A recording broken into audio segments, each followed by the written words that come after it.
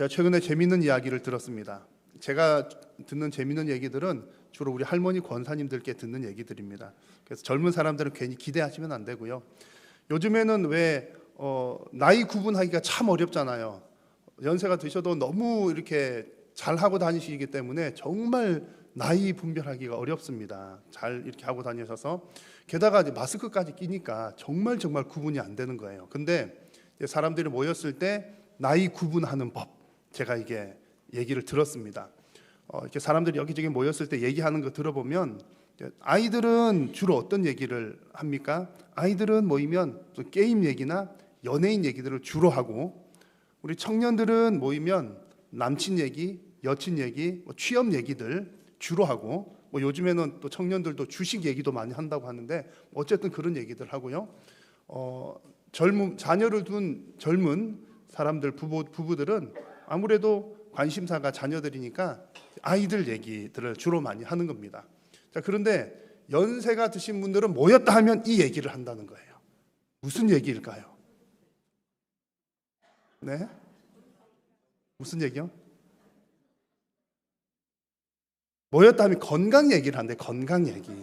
그래가지고 앉았다 하면 이게 건강에 좋대, 저게 건강에 좋대, 그 얘기하기 시작하면 내가 늙었구나 이러시면 생각하시면 된답니다. 앉았다 하면 건강 얘기, 몸에 좋은 거 얘기, 어디 갔든 시원하더라 얘기, 그런 얘기들요.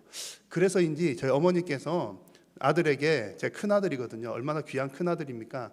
안부 물을 것도 많으시잖아요. 그러면 잘 지내냐, 뭐는 어떠냐, 뭐는 저쩌냐 물으실 만도 한데, 문자 같은 거 오면 가끔 이게 보내시면 하는 게 무슨 건강 효능 문자 이런 거 있잖아요. 우리 권사님들 좋아하시는 거, 그런 것들을 종종 보내십니다. 제가 이 이야기를 드리는 이유는 건강 이야기 하지 맙시다 그러려고 하는 게 아니라, 연세가 드실수록 정말 건강 챙기는 게 너무 중요하다는 얘기를 드리려고 하는 겁니다. 제가 이렇게 건강을 잘 챙기시는 분들을 보면서 놀라운 사실을 발견을 했습니다. 그것은 건강을 잘 챙기시는 분들이 대체적으로, 그렇게 해도 또 아픈 분들도 계시지만 대체로 건강을 잘 챙기시는 분들이 오랫동안 건강하신 거예요. 운동 꾸준하게 오래 하신 분, 또 젊어서부터 몸에 좀 영양제 잘 챙겨 드신 분들이 연세가 드셔도 늙지도 않으시고 하여튼 그러셔요. 건강한 것을 발견을 했습니다. 그래서 그런 모습 보면서 우리의 몸이든 또 물건들도 마찬가지고, 물건이든 몸이든 관리를 잘하는 게 참 중요하구나. 관리를 잘하면 좋은 컨디션으로 오랫동안 사용할 수가 있는 것이죠. 여러분, 우리 신앙생활은 이 관리가 더더욱 중요합니다. 몸도 관리, 물건도 관리 잘해야 되지만 우리의 영성 관리는 정말 두말할 것 없이 너무나 관리가 필요하고 관리가 중요합니다. 물론 우리가 하나님을 믿습니다 라고 하는 것, 믿어지는 것 한 가지만 해도 대단히 큰 복입니다. 여러분, 하나님 믿어지는 게 보통 일이 아닌 거죠. 큰 복이지만 우리의 신앙을 잘 관리해서 신앙의 근육이 튼튼하게 잡혀 있다면 그보다 더 큰 복이 없는 거예요. 신앙의 근육이 튼튼하게 잡혀져 있으면 바람이 부나 비가 몰아치나 환란이 오나 역경이 다가오나 그 모든 환경 가운데서도, 그 모든 풍파에도 흔들리지 않고 든든하게 세워져 있는 반석 위에 세운 신앙이 되기 때문입니다. 그래서 여러분, 신앙 관리 잘 하셔서 여러분의 신앙이 든든하게 세워져 가시기를 축복합니다.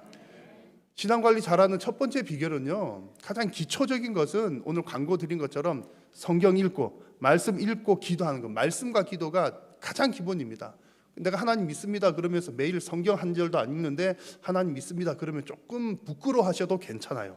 하루에 한 절이라도 좋으니까 매일매일 성경 읽기, 하루에 5분이라도 좋으니까 매일매일 기도하기. 여러분 꼭 실천하십시오. 기초 중에 기초. 밥 먹는 거하고 똑같고 숨 쉬는 거랑 똑같습니다. 자, 이것은 이제 기본적인 얘기고요. 오늘 여러분들과 함께 나누고자 하는 것은 우리의 신앙 근육을 튼튼하게 하는데 정말 보약과 같은 이야기, 그 말씀을 함께 나누려고 합니다. 그것이 바로 영적 재생산을 하는 것이 우리의 신앙이 너무나 중요하다는 얘기를 오늘 빌레몬서 말씀을 통해서 함께 나누려고 합니다. 이 빌레몬서 말씀은, 빌레몬은 사람의 이름이거든요. 바울이 빌레몬에게 보낸 편지의 내용인데, 이 빌레몬서 안에는 세 사람의 이름이 오늘 주로 등장해요. 바울, 빌레몬, 그리고 오네시모라고 하는 사람입니다. 바울과 오네시모는 빌레몬과 오네시모는 바울이 전도한 사람이에요. 바울의 영적 자녀, 재생산으로 낳은 영적 자녀이고, 오네시모라고 하는 사람은 본래 빌레몬의 종인데 주인 빌레몬의 돈을 훔쳐서 달아난 도망간 나쁜 종이에요. 근데 이제 바울이 빌레몬에게 편지를 써서 이 오네시모가 이렇게 저렇게 변화가 되었으니 이제 형제로 받아들이라, 그런 내용이 빌레몬서의 한 장인 짧은 내용입니다. 그래서 이들의 관계는 영적 재생산의 관계로 얽혀 있습니다. 이 말씀을 통해서 우리가 영적 재생산의 이런 유익들이 있구나라고 하는 것을 발견할 수가 있습니다. 그래서 오늘 말씀을 통해서 여러분들의 신앙이 더욱더 건강하게 세워져 가기를 축복합니다. 먼저 영적 재생산은요, 그 과정에서 그 영적 재생산의 대상을 변화를 시킵니다. 누군가에게 복음을 전했을 때 그 대상자가 변한다는 얘기죠. 오늘 성경에서는 특별히 그 표현을 무익한 자를 유익한 자로 바꾼다라는 표현을 사용하고 있습니다. 오늘 11절 말씀에 이런 말씀이 나오죠. 그가 전에는 너에게 무익하였으나 이제는 나와 너에게 유익함으로 라고 말씀을 합니다. 여기서 그가라고 하는 게 오네시모, 종을 일컫는 말입니다.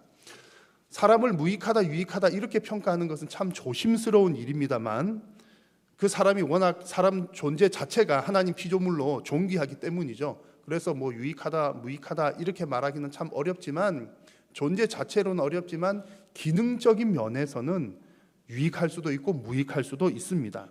오늘 오네시모 같은 경우도 빌레몬에게는 참 무익한 사람이었던 거죠. 잠시 말씀드린 것처럼 주인의 돈 훔쳐다가 달아난 그런 종이기 때문입니다. 그런데 이처럼 무익한 사람이었던 오네시모가 이제는 바울과 빌레몬에게 유익한 사람이 된다라는 말씀을 합니다. 바울은 이 부분에 대해서 그 오네시모를 두고서 그 사람은 나의 신복이다라고 하는 표현을 사용합니다. 신복이라는 말은 창자, 내장이라는 뜻인데, 당시 사람들이 이 생각할 때 내장은 아주 중요한 곳이었고 이곳으로부터 어떤 감정이나 마음이 우러나온다라고 생각을 했습니다.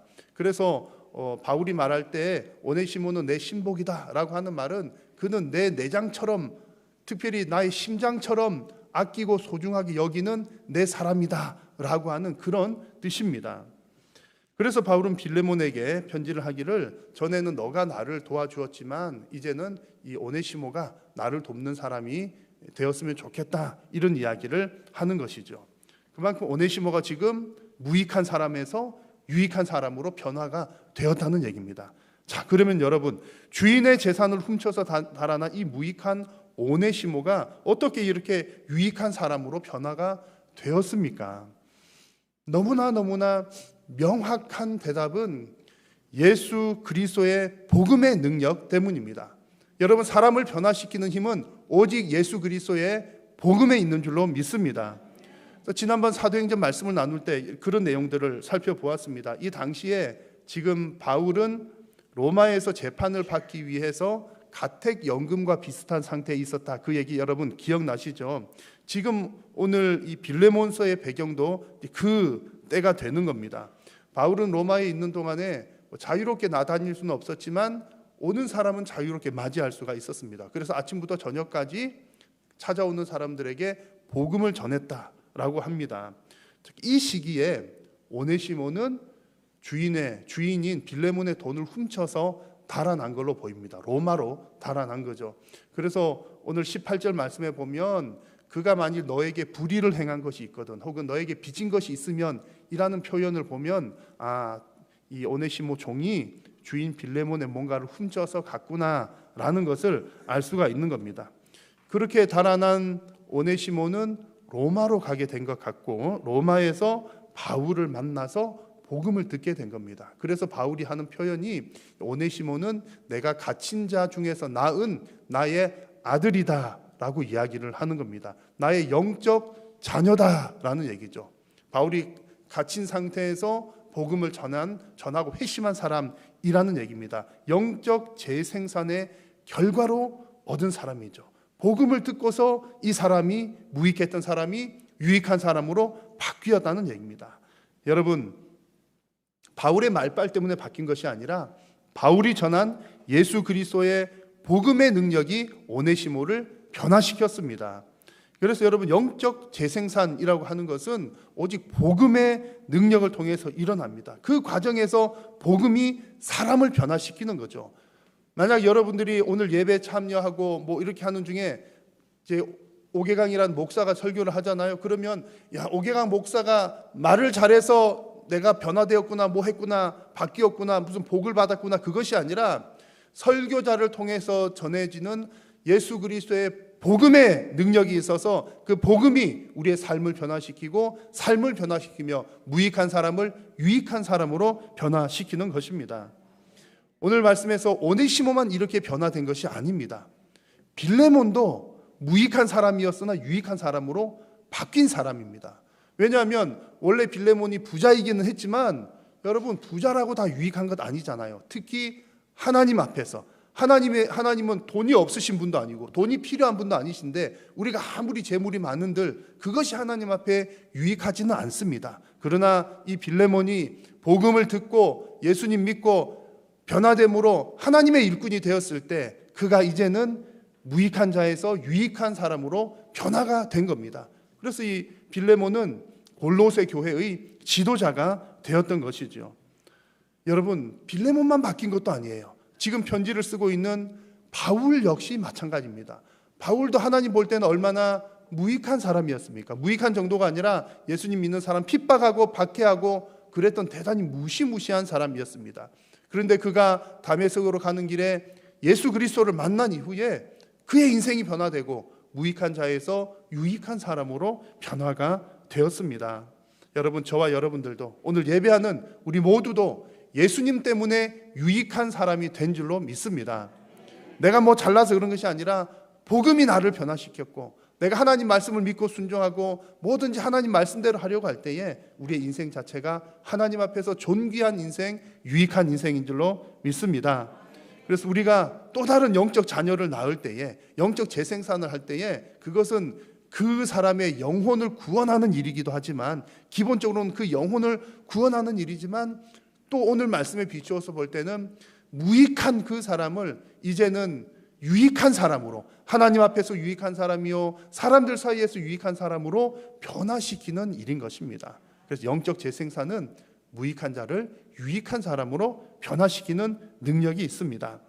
자, 두 번째로 영적 재생산은 그 과정에서 자기 자신도 성숙시킵니다. 지금 첫 번째 말씀드린 것은 그 대상자가 유익한 면을 말씀드렸고요. 이제 두 번째는 나 자신도 성장을 하는데 특별히 자발적인 신앙으로 더 성숙하게 됩니다.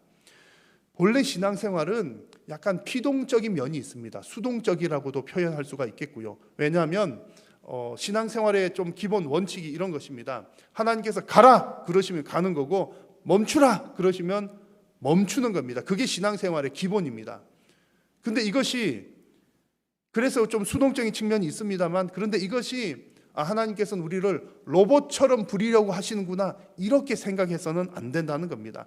하나님은 우리의 신앙이 좀 기계적으로 로봇처럼 움직이기를 원하시는 것이 아니라 이 일들을, 선한 일들을 자발적으로 하기를 원하시는 겁니다. 하나님께서 원하시는 것은 하나님의 자녀들과 인격적인 소통을 하고 또 우리들과 교제하기를 원하시기 때문입니다. 자, 이런 측면에서 오늘 말씀을 보시면 바울이 빌레몬에게 오네시모를 용서하고 받아들이라는 얘기를 할 때에 너 오네시모 용서하고 받아들여 이렇게 명령한 것이 아니라 권면하고 부탁하는 모습을 찾아볼 수 있습니다. 8절의 마지막 부분에 너에게 마땅한 일로 명할 수도 있으나 라는 말이 명령할 수는 있지만 그런 권위가, 사도적 권위가 나에게 충분히 있지만 그렇게 하지 않는다라는 얘기입니다. 당시의 분위기로 사도가 뭐 이렇게 하시오 그러면 다 따르는 분위기였습니다. 그러니 충분히 할 수도 있지만 그렇게 하지 않는다라는 거죠. 하나님께서도 때로는 직접적으로 명령하시기도 합니다. 그래서 이것은 반드시 해야 되는 일이니까 일단 무조건 순종해. 하나님께서 그렇게 말씀하시는 경우도 많습니다. 하나님의 말씀은 우리가 내가 이해를 하고 이해되면 순종해야지 그러면 순종할 수 있는 것이 별로 없어요. 그래서 하나님의 말씀은 일단 순종하고 보면 이해가 되는 측면이 많습니다. 이 부분은 기본적인 얘기고요. 근데 오늘 본문에서는 조금 다른 측면을 얘기하는 겁니다. 오늘 본문에서는 그렇게 하는 것이 기계적인 신앙이 되지 않고 자발적인 신앙으로 되기를 바라는 겁니다. 그래서 너가 이렇게 해라고 명령하지 않고 권면을 하고 있다는 거죠. 자발적으로 된다라고 하는 말을 다른 표현으로 사용하면 사랑의 마음으로 한다라고 표현할 수도 있습니다. 그러니까 기계적으로 한다는 말은 뭐 믿음도 없이 그냥 의무적으로 해야 되는 거니까 하는가 보다 억지로 하는 것이라면, 자발적인 것은 깊은 마음에서부터 사랑하는 마음이 생겨서 그 사랑하는 마음으로 행하는 것이 자발적인 신앙입니다. 그래서 9절 말씀에 보면 8절 마지막 부분에서 내가 명령할 수도 있지만 그렇게 하지 않는다 그러면서 9절 첫 부분에서 도리어 나는 사랑으로서 간구한다, 내가 사랑하는 마음으로 너에게 부탁한다 라는 얘기를 하고 있는 겁니다. 여러분, 왜 이런 부탁을 하느냐 하면 이 일이 보통 일이 아니기 때문입니다. 충분한 시간도 필요하고 준비도 필요하기 때문이죠. 결혼한 부부가 아기를 가지고 낳는 것도 보통 일이 아닌 것처럼 영적 자녀를 잉태하고 출산하는 것도 보통 일이 아닙니다. 그래서 빌레몬이 오네시모를 형제로 받아들이는 것도 내가 직접 복음을 전한 것은 아니지만 영적 자녀를 낳는 일과 유사한 일입니다. 그래서 이 중차대한 일을 당장 그냥 해, 무조건 순종해 라고 하지 않고 시간을 두고 준비할 수 있는 것들을 기간을 두고서 권면을, 사랑으로서 권면을 하고 있는 겁니다. 그렇게 할 때에 빌레몬의 마음에서도 사랑하는 마음이 우러나서 오네시모를 진정으로 그냥 명령하니까 싫어도 하는 것이 아니라 정말 오네시모를 사랑하는 마음으로 받아들일 수 있도록 이런 과정을 지나가고 있는 겁니다. 근데 여러분, 이 일이 쉽지는 않죠. 나를 배반하고 도망간 종녀석인데, 실제로는 더 세게 표현하기 종녀석이지만 종땡으로 표현할 수 있잖아요. 종녀석인데 게다가 내 좋은 재산 훔쳐서 달아갔는데, 종이라고 하는 것만 해도 내 재산의 가장 큰 비싼 거거든요. 근데 또 다른 내 재산을 또 가지고 갔어요. 그렇게 했으니까 얼마나 얄밉고 밉고 막 그러겠습니까? 그 당시 분위기로는 당장에 어떻게 큰 벌을 내려도 아무도 말릴 사람이 없는 상황인데 용서하고 받아들인다는 것은 결코 쉬운 일이 아닙니다. 근데 이 사람을 향해서 어떻게 사랑하는 마음이 생겨서 자발적으로 그를 받아들일 수가 있을까요?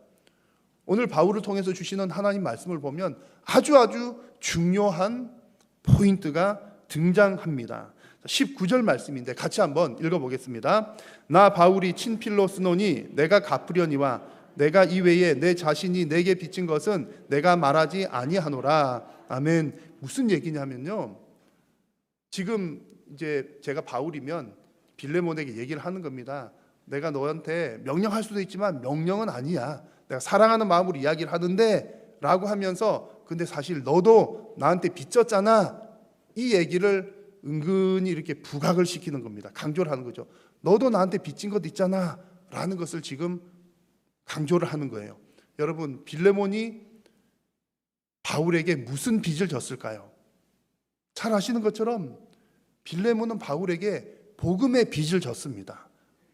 바울을 통해서 복음을 듣게 되었으니까요.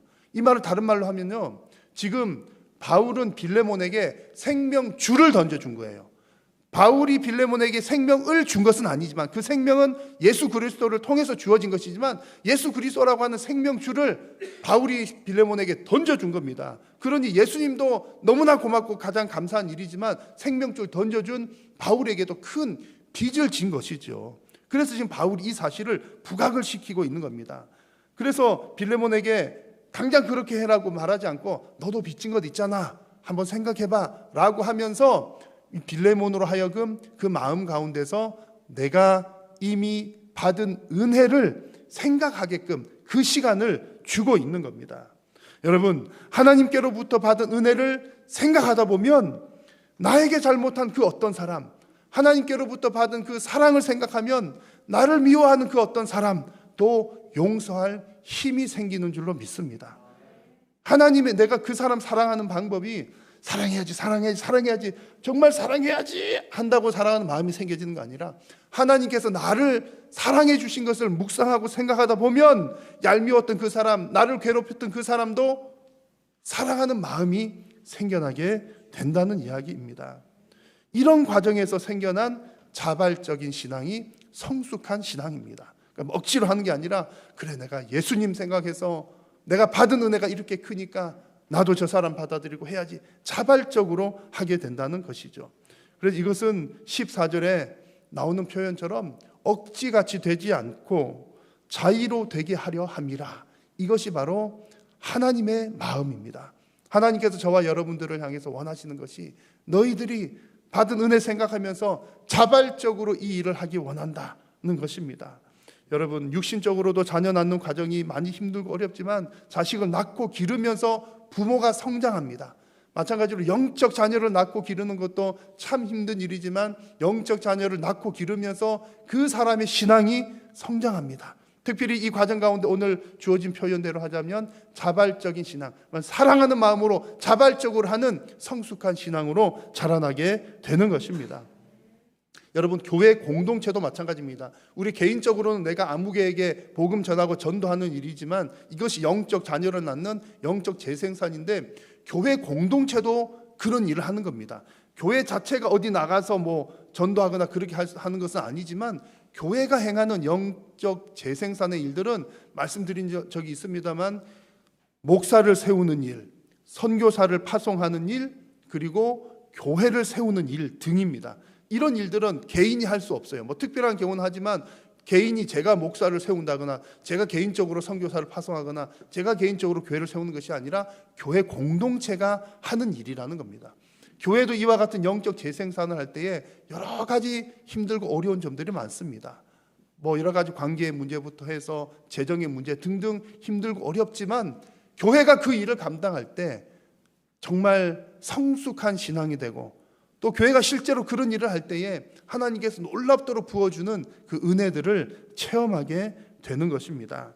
여러분, 영적 재생산을 통해서 정말 사랑의 마음으로 자발적으로 섬기게 되는 자발적인 신앙으로 성숙하는 저와 여러분 또 우리 한일교회 될 수 있기를 간절히 소망합니다. 지금까지 두 가지 말씀을 드렸습니다. 이 영적 재생산의 과정에서 대상자도 유익한 점이 있고 또 나에게도 유익한 점이 있다는 말씀을 드렸는데 이제 세 번째로 나눌 말씀은 대상자와 나와 우리 관계 속에서 우리 모두에게 유익한 점에 대해서 말씀을 드리려고 합니다. 영적 재생산은 어떤 유익을 주느냐? 회복 불가능해 보이는 그 높은 장벽도 허무는 놀라운 유익이 있습니다. 여러분, 관계 문제 회복하기가 얼마나 어려운지 잘 아시잖아요. 그 어려운 문제들이 복음의 능력으로 해결되더라는 겁니다. 오늘 성경에는 이렇게 이제 바울이 쭉 편지를 보내면서 이야기를 했는데 이 빌레몬이 오네시모를 어느 정도로 받아들였다라고 하는 그 내용은 자세히 나와 있지는 않습니다. 그런데 이제 여러 성경학자들이 다 얘기하기를 빌레몬은 오네시모를 바울이 얘기한 대로 다 받아들였을 것이다 라고 그렇게 이야기들을 합니다. 바울이 빌레몬에게 요청한 구체적인 내용을 한번 보십시오. 어떻게 요청을 했느냐면 그를 용서할 뿐만 아니라 그를 사랑받는 형제로 두라. 나도 그를 나의 형제로 두는 것처럼 너도 그를 형제로 두라는 요구를 하는 겁니다. 여러분, 그리고 이 빌레몬은 오네시모를 형제로 받아들인 것으로 봅니다. 그래서 이 대목은 복음의 능력이 얼마나 대단한지를 우리에게 보여줍니다. 지금은 우리가 종 그리고 뭐 주인과 종 노예들이 지금 없으니까 이게 피부로 확 와닿지 않을 수도 있지만 그 당시의 분위기 속에서 주인하고 종의 관계가 허물어진다, 주인하고 종이 형제지간이 된다, 이 사실은 상상하기 어려운 일이었습니다. 개인적인 문제뿐만 아니라 사회적으로도 이게 거의 뭐 불가능한 일이었다는 거죠. 왜냐하면 당시에 이탈리아와 로마 지역에 있었던 숫자 인구들의 85에서 90%가 노예들이었다고 합니다. 그러니까 주인들의 숫자가 훨씬 적잖아요. 그럼 모든 종들에게 자, 너희들 이제부터 자유야, 너희들 다 내 형제야, 그러면 사회적으로도 얼마나 복잡한 일들이 생겨나겠습니까? 그래서 이 일이 보통 일이 아니라는 얘기입니다. 우리 한국 교회 역사에서도 비슷한 일들이 더러더러 있었습니다. 그 가운데 여러분 아마 이 금산교회 이야기는 잘 아실 텐데요. 1900년대 초반에 전북 김제에 금산교회라고 하는 곳이 세워졌는데 이곳에 조덕삼 장로와 이자익 목사에 관한 이야기입니다. 이 조덕삼이라고 하는 사람은 이 김제의 부자였고 이자익이라고 하는 사람은 조덕삼 집에서 말을 보살피는 머슴이었습니다. 머슴이었는데 이 조덕삼이라고 하는 사람이 선교사를 만나게 돼요. 테이트라고 하는 선교사를 만나서 복음을 받게 되고 예수님 믿게 되고 집도 부자고 장소가 있으니까 교회를 자기 집에서 시작한 겁니다. 이것이 이제 나중에 금산교회가 됩니다. 근데 이제 복음을 받아들이게 되니까 복음의 능력이 그렇잖아요. 나만 믿는 게 아니라 우리 머슴들도 오고 다 이렇게 전하게 돼서 사람들이 주변 사람들이 다 믿게 되는데 1906년에 이 조덕삼이라고 하는 부자 사람이 세례를 받게 되는데 그때 자기 머슴인 이자익하고 함께 세례를 받는 겁니다. 그리고 놀라운 것은 그 다음에 1907년에 그 교회에서 장로 선거가 있었는데 두 사람이 다 장로 후보가 된 거예요. 되었는데 이 주인이었던 조덕삼은 장로에 떨어지고 머슴이었던 이자익이 장로에 된 겁니다. 그러면 여러분 분위기가 어떠했는지 대략 짐작이 가시죠. 실제로 이제 이런 일들이 곳곳에서 있었는데 이런 문제 때문에 교회가 발칵 뒤집히기도 하고 뭐 분란이 생기기도 하고 여러 어려운 점들이 있었다고 합니다. 이런 분위기가 지금 빌레몬과 오네시모가 있던 그 당시도 그런 분위기였다는 얘기죠. 자, 그런데 금산교회 얘기를 조금만 더 해드리면 그렇게 해서 주인인 조덕삼은 떨어지고 머슴 이자익은 장로가 됐는데 두 사람 관계가 어떻게 되었을까요? 이 조덕삼이 이런 이야기를 그 자리에서 했습니다. 이 결정은 하나님께서 내리신 결정입니다. 우리 금산교회 교인들은 참으로 훌륭한 일을 해내었습니다 라고 발언을 했다고 합니다. 그리고 뿐만 아니라 그 다음에 이 이자익이라는 사람이 참 똑똑했던가 봐요. 그래서 조덕삼이 이자익을 신학교로 보내고 목사로까지 만들고 나중에는 금산교회 2대 목사로 청빙해서 목회까지 하게 되고 물론 그 다음 해에 이 조덕삼도 장로가 되었습니다. 여러분 주인하고 머슴 관계인데 주인과 종 관계인데 어떻게 이런 일이 일어나겠습니까? 어떻게 형제로 조덕삼 같은 경우는 어떻게 더 세워주는 먼저 장로로 세우고 목사로까지 세우는 이런 일들이 어떻게 일어나겠습니까? 여러분 해답은 한 가지밖에 없습니다. 예수 그리스도의 복음의 능력이 있기 때문입니다. 여러분 복음은 신분의 장벽을 허뭅니다. 복음은 관계의 장벽도 허뭅니다. 예수 그리스도의 복음이 우리 모든 관계 문제의 해결점인 줄로 믿습니다. 그래서 만약 여러분 주변에 힘든 관계들이 있다면 우리가 여러 가지들 하잖아요. 뭐 직장에서든 어디서든 관계가 어려우면 참 힘드니까 어떻게든 해결하려고 노력을 하는데 여러분 복음으로 접근을 하십시오. 그래서 예수님 안 믿는 사람이라면 힘든 사람 아무게 있으면 복음을 전하십시오. 그래가지고 내가 전하는 것만 내가 할 일이잖아요. 하나님이 변화시키셔서 그 사람이 예수 믿게 되면 그 예수 그리스도 복음이 우리를 형제로 만들어 줄 줄로 믿습니다. 이미 믿는 사람들끼리인데도 관계가 안 좋은 수가 있습니다. 그럴 때도 복음으로 대화를 하십시오. 내 얘기하고 너 얘기하면 말이 안 맞아요. 할 얘기 안 돼 계속 엇박자만 나고 불꽃만 튀깁니다. 그런 힘든 관계에서는 복음으로 대화를 하시고 예수님 얘기를 하시고 하나님 사랑 얘기를 하시면 그 관계도 나의 말빨 때문이 아니라 예수님의 복음의 능력 때문에 회복될 줄로 믿습니다. 그래서 오늘 말씀에서 빌레몬과 이 오네시모도 정말 회복 불가능해 보이는 이 관계가 영적 재생산의 과정 가운데 복음의 능력으로 회복되고 있습니다. 여러분 우리 한일교회도 또 여러분의 개인의 인생도 늘 영적 재생산에 힘쓰심으로 이런 놀라운 복도 풍성하게 받아 누리시기를 축복합니다. 자, 오늘 우리는 영적 재생산의 유익이라는 제목으로 말씀을 나누었습니다.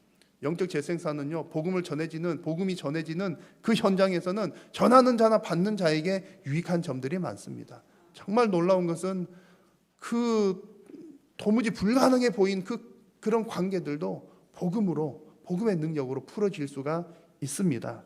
그래서 여러분이 거하는 모든 곳에서 이런 영적 재생산의 유익이 풍성하게 넘쳐나시기를 주님의 이름으로 축복합니다. 기도하겠습니다. 살아계신 우리 하나님, 은혜를 감사합니다. 오늘도 우리의 예배를 받으시고 말씀하여 주시니 감사합니다.